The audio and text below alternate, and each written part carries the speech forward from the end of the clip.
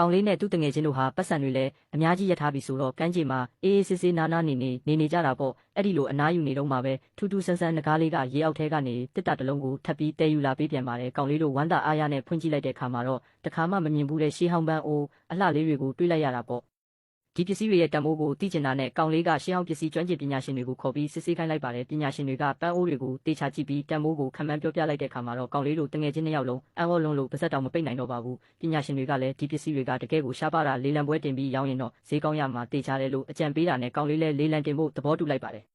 လေလံပွဲနေ့ရောက်တဲ့အခါမှာတော့ကောင်လေးရဲ့ရှေးဟောင်းပန်းအိုးတွေကိုတထေးကြီးတွေကအလူရက်ဈေးပေးပြီးဝယ်ကြပါတော့တယ်နောက်ဆုံးမှာတော့အားလုံးရောင်းလိုက်ရတာငွေတန်းပေါင်း380တန်းတောင်ရလိုက်တာပေါ့ဗျာကောင်လေးလည်းပွဲဖြစ်မြောက်အောင်စီစဉ်ပေးတဲ့လူကြီးကိုအထူးကျေးဇူးတင်ကြောင်းပြောပြီးအိမ်ကိုပျော်ပျော်ပါးပြန်လာခဲ့ပါတယ်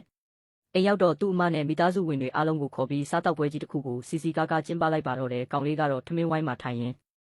ငါဘဝဒီလောက်အထိအေးဆေးဆေးနဲ့ချမ်းသာသွားတာဟာတကယ်တော့ငကားလေးရဲ့ကျေးဇူးကြောင့်ပါပဲလို့တွေးရင်ကျဉ်နဲ့ပီတိဖြစ်နေပါတော့တယ်အခုဆိုရင်တော့ကောင်လေးဟာပင်လယ်ပြင်ရဲ့လှုပ်ဝက်ချက်တွေကိုပိုင်ဆိုင်ထားတဲ့အေဂျင့်နဲ့တထေးလေးတူအဖြစ်ဘဝကိုပျော်ရွှင်စွာဖြတ်တန်းသွားနိုင်ပါပြီ